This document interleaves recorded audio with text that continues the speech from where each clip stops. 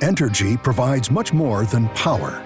We support science and engineering at local schools to build a brighter path to better jobs and help prepare the next generation. Because together, we power life.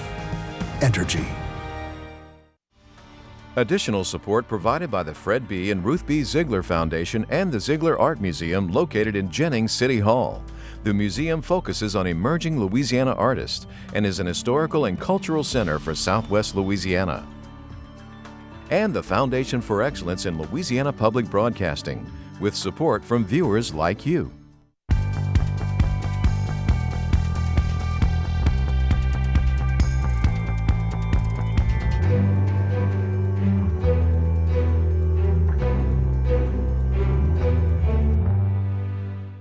Our state is finally moving in the right direction. Governor John Bel Edwards opens the legislative session. We hear from both sides on what's next. This is our place of worship. This is where we come to meet God. A pastor speaking out about a fire that destroyed his church. Here we go again. Republican candidate for governor Ralph Abraham comes out swinging. Hi, I'm Natasha Williams. And I'm Andre Morrow. Much more on those top headlines in a moment on this week's edition of SWI. But first, a look at other stories making headlines across Louisiana. A new poll from LSU's Manship School of Mass Communication finds a vast majority of people in the state support raising teacher salaries and increasing the minimum wage. 88% think teachers should be earning more, and a majority say they have confidence in the state's public school teachers. 81% think the minimum wage should be increased.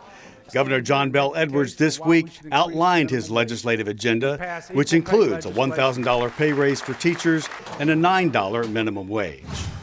The governor enters a 3-month fundraising blackout for his re-election bid in a strong cash position. His campaign says he's got more than $10 million in the bank. Edwards will report raising more than $2.5 million in the fundraising quarter that ended last week when he files his report to the state. His Republican opponents, U.S. Representative Ralph Abraham and businessman Eddie Risponi, have not yet released their updated campaign finance figures. The latest reports for the October 12th election are due next week.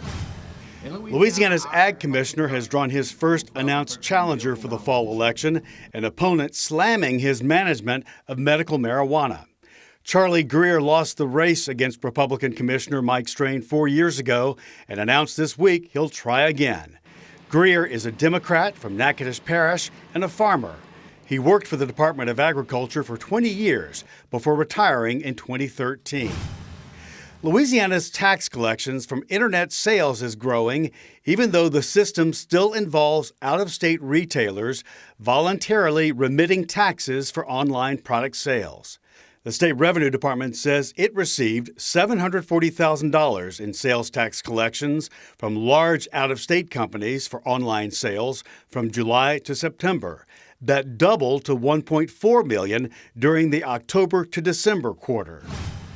The state's recreational red snapper season will begin May 24th.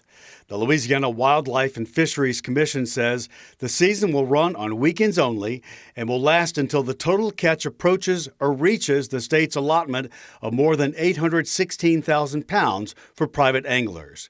Weekends will generally run from Friday through Sunday. They will also include the Monday of Memorial Day and Thursday, the 4th of July. There's a daily bag limit of 2 fish per person and a minimum size limit of 16 inches total length. Scientists are using fake eggs to spy on whooping cranes. They hope to learn why some chicks die in the egg while others hatch.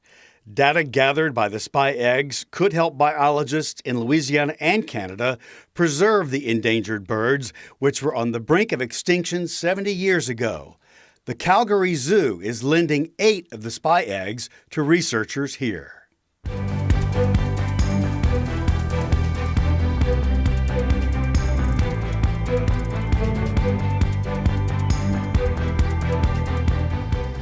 A break late Wednesday in connection with the burning of 3 churches in St. Landry Parish. Authorities arrested 21-year-old Holden Matthews. Court documents say investigators used video footage, cell phone tracking, and a Walmart receipt to help identify him. Matthews is a son of a St. Landry parish deputy. He is charged with 3 counts of simple arson on a religious building. Each charge carries a maximum penalty of 15 years. The announcement came at a news conference Thursday morning in Opelousas. I stand before you to tell you that this community is safe again. We are extremely, unequivocally confident that we have the person who is responsible for these tragic crimes on these 3 churches. And I have to tell you, this investigation is probably one of the most unique arson investigations that I've been involved in my 33 years, in that this was an attack on the house of God. This was an attack on not just a place that people go on a weekly interval and worship. It's a place where they've had weddings. It's a place where they've had funerals. It's a place where generations, we're talking about buildings that were over 100 years old, where generations of families have been raised. So, though the spirit is still strong, the landmark has been destroyed. We can now confirm that all 3 of these fires are intentionally set, and all 3 of these fires are related. Several pieces of evidence, both physical from the scene and technological evidence, have confirmed that Matthews is the suspect. We take these crimes seriously. We understand the impact that it can have on a community. We can understand the impact that it has on the church. There is a zero tolerance for this type of crime, and we will work tirelessly, and we have, and it's been demonstrated over the past 10 days, to bring the individual or individuals or groups responsible to justice.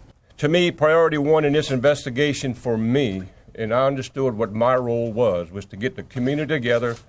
The fire marshal and I got together with the pastors and let them know that we had this, that we were going to do everything in our power, get all the resources that we could together and catch this individual. And I made a promise that day.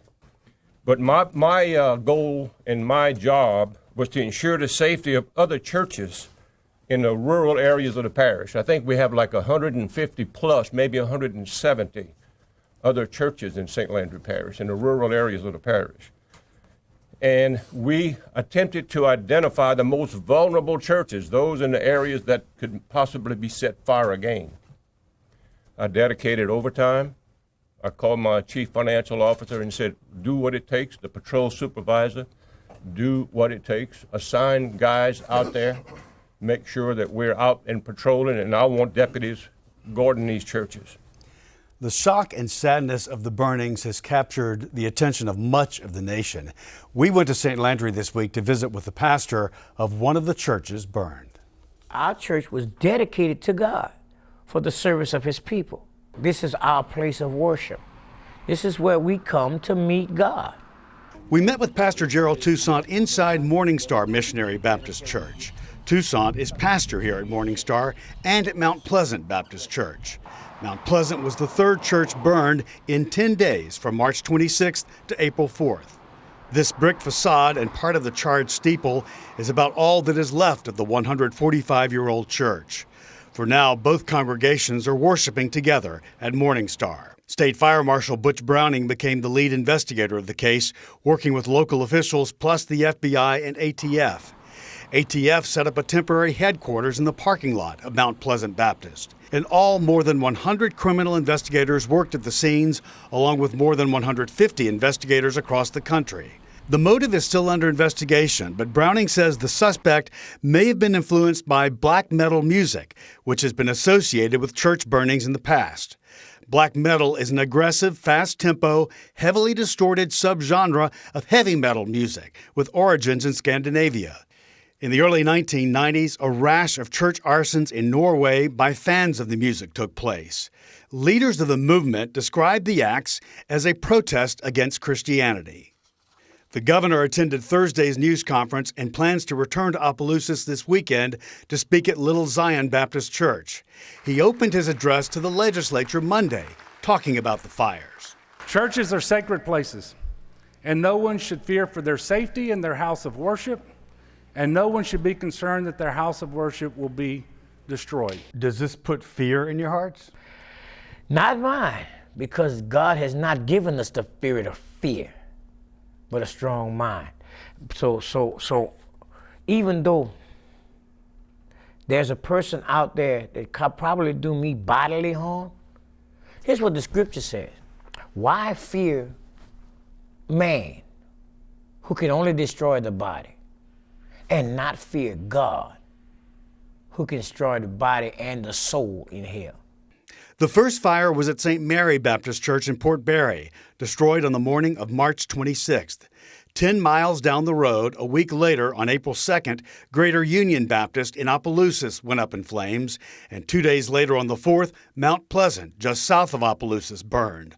All three churches were well over 100 years old. During the Civil Rights era, the burning of black churches was used as an intimidation tactic towards individuals and communities collectively. Keep your head up. Stay focused. Keep your mind right. All right? Don't let hatred set in. Okay? Keep your joy. Keep your peace. Okay? Because we're going to get through this together. And I see a light at the end of this tunnel. Pastor Toussaint and the other pastors say they will rebuild. Again, the arrest of 21-year-old Holden Matthews a week after the last of the church fires in St. Landry. Authorities do not believe a fourth church that burned in Caddo Parish, Vivian United Pentecostal, is related. The investigation in St. Landry continues.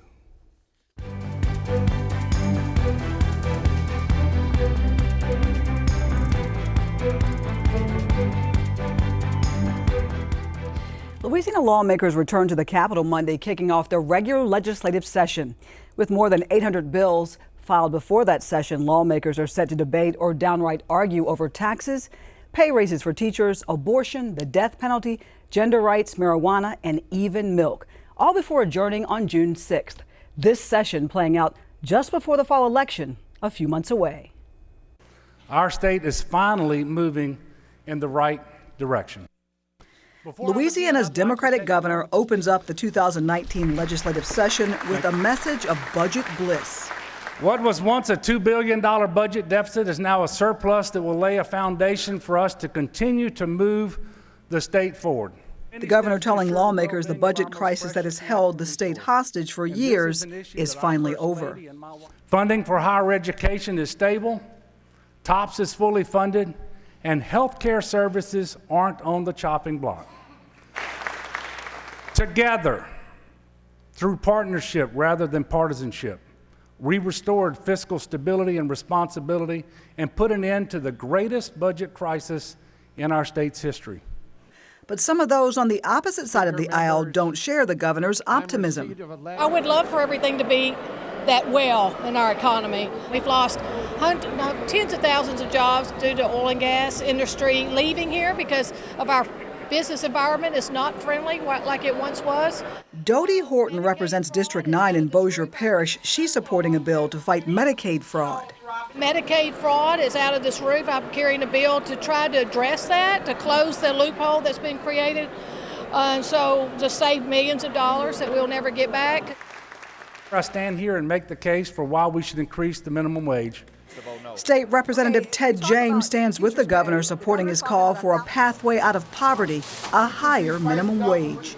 I'm on the Labor Committee. I voted for it the last 3 years. Unfortunately, my colleagues continue to let big business come here and tell us not to invest in our people. Louisiana ranks dead last because we don't invest in our people. Other leaders say they're keeping an open mind the next 60 days as the legislature hears as many as 800 proposed bills. Senate President John Alario says there's one measure he definitely supports. I'm strongly for teacher pay and for support personnel pay. But he says when it comes to a bill that would abolish the state's death penalty, he's undecided. Just when I think we ought to do away with it, some cruel thing happens, like recently in my area, somebody beat up 3 or 4 children with a hammer, and then it begins to wear on me, well, what's the right justification here? So I'm torn between that issue. If I'm correct, of the $38.3 million, I believe $10.8 million of state general fund dollars are needed for the ICFDD rebase.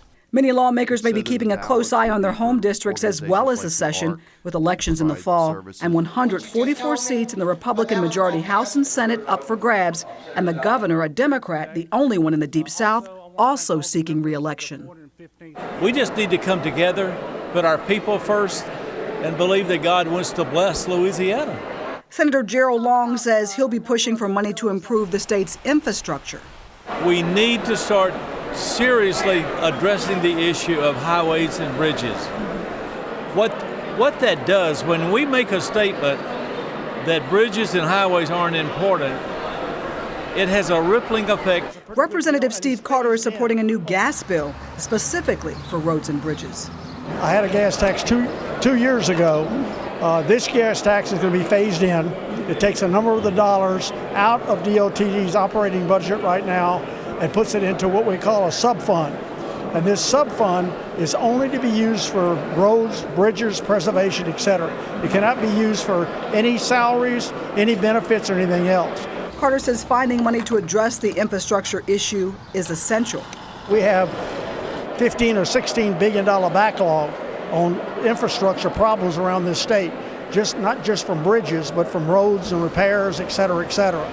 That doesn't even include any new work that we're trying to do. Another big committee hearing this week at the Capitol ends several months of gridlock, making many projects put on hold now possible. I am in full agreement that these are as close as we can get. And on a $34 billion budget, I don't know that $20 million should be the thing that we get stuck on at the end of the day. Louisiana House Speaker Taylor Barra agreeing to recognize the budget surplus, ending a major dispute. Barra, a Republican from New Iberia, joined 3 other members of the Revenue Estimating Conference Wednesday in voting to recognize an additional $110 million in general fund revenues for the current fiscal year that ends June 30th. It also recognizes $119 million in revenues for next year's budget, but about $15 million short of Governor John Bel Edwards' proposed spending plan. Have pushed for the more conservative number all along, and I'm going to ask that we do it again today. Lawmakers had not been able to agree on that number, with many Republicans wanting to delay their vote, allowing economists more time to gather information to make sure an accurate projection was made. But under Louisiana law, we must present a balanced budget. With the surplus, lawmakers are expected to fund things like teacher pay raises, but none of the money could have been spent until it was officially recognized. I think the important thing is that our people deserve the very best. And for 144 legislators to come together, we all come from different backgrounds, we come from different points of view, but our people are looking to us to do the right thing. And the lieutenant governor agrees. He says the bottom line is doing what's best for the Pelican State. You know, I'm in charge of tourism. When tourists come to Louisiana, I don't ask if they're Republican or Democrat. We open our doors and welcome the world to Louisiana. And many of the problems that we need to solve here in Baton Rouge affects many people across Louisiana. So I think a lot of good dialogue will be opened up in this session. The regular session reconvenes Monday at 8 o'clock.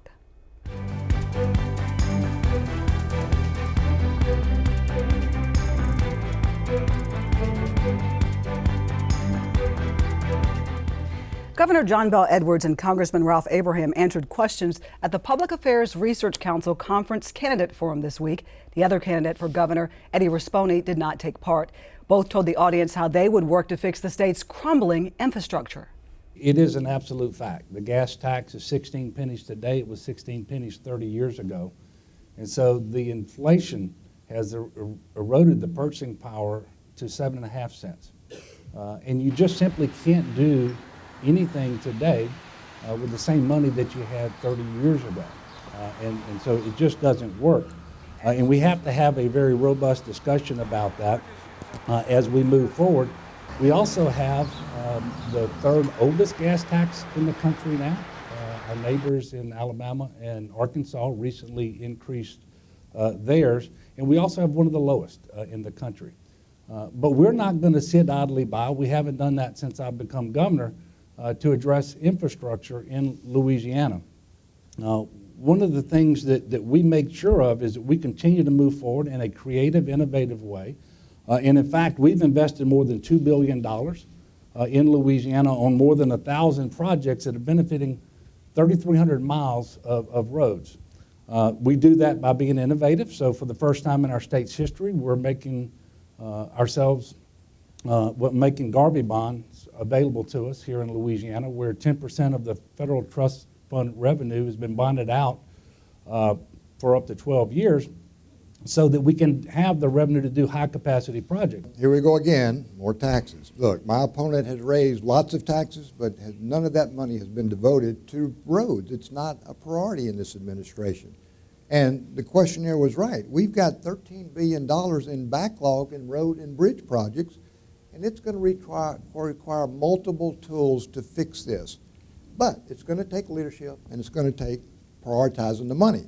First, we've got to be much, much more efficient with our dollars. Almost half of the Transportation Trust Fund goes right now for overhead, for health care and retirement for the DODT employees.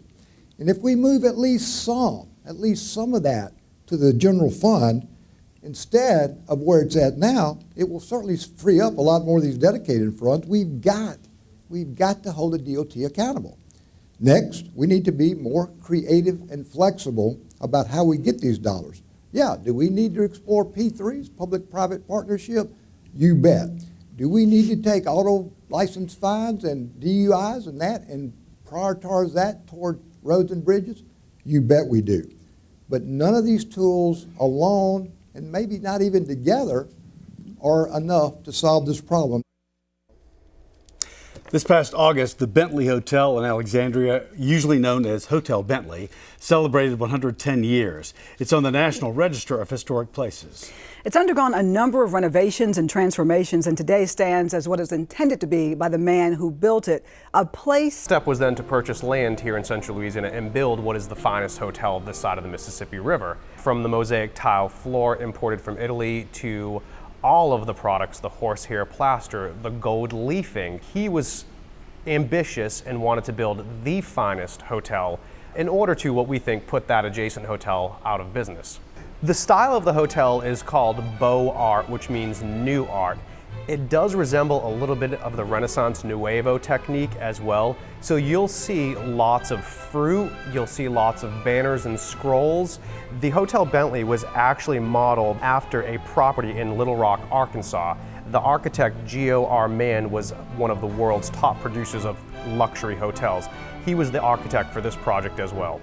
There were some locals sourced for the building of the property. However, craftsmen and artisans of the world were brought here to construct the property. The Hotel Bentley here in Alexandria has lots of luxuries, specifically the furnishings and the construction.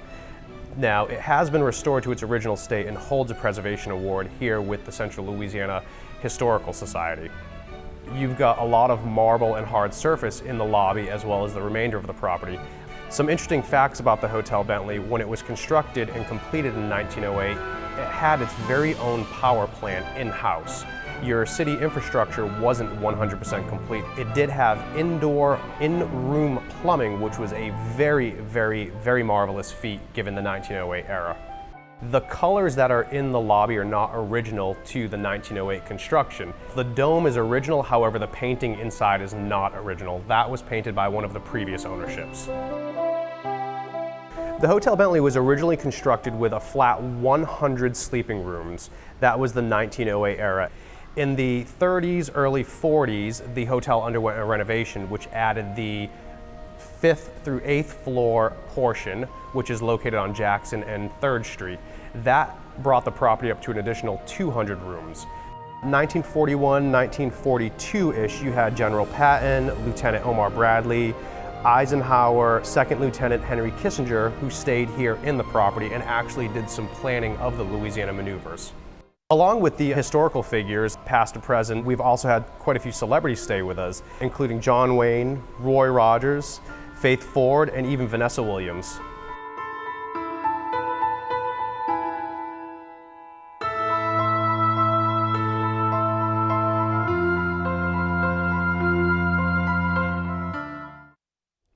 LPB's Dorothy Kendrick produced that report, which you can find in our Louisiana Digital Media Archives. And that's our show for this week, everyone. Remember, you can watch LPB on demand on your phone or tablet with our LPB Anywhere app. The download is free from your app store. You can watch LPB news and public affairs shows and other Louisiana programs you've come to love over the years. And please follow us on Facebook, Twitter, and Instagram. For all of us here at Louisiana Public Broadcasting, I'm Andre Morrow. I'm Natasha Williams. Thanks for watching. Until next time, that's the state we're in.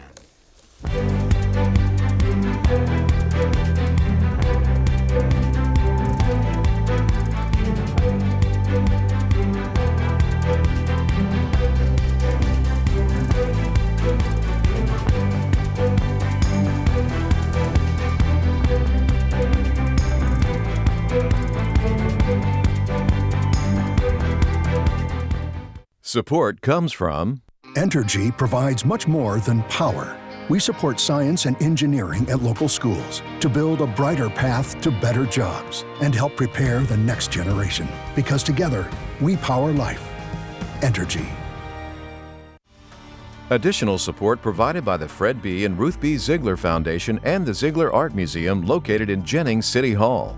The museum focuses on emerging Louisiana artists and is an historical and cultural center for Southwest Louisiana.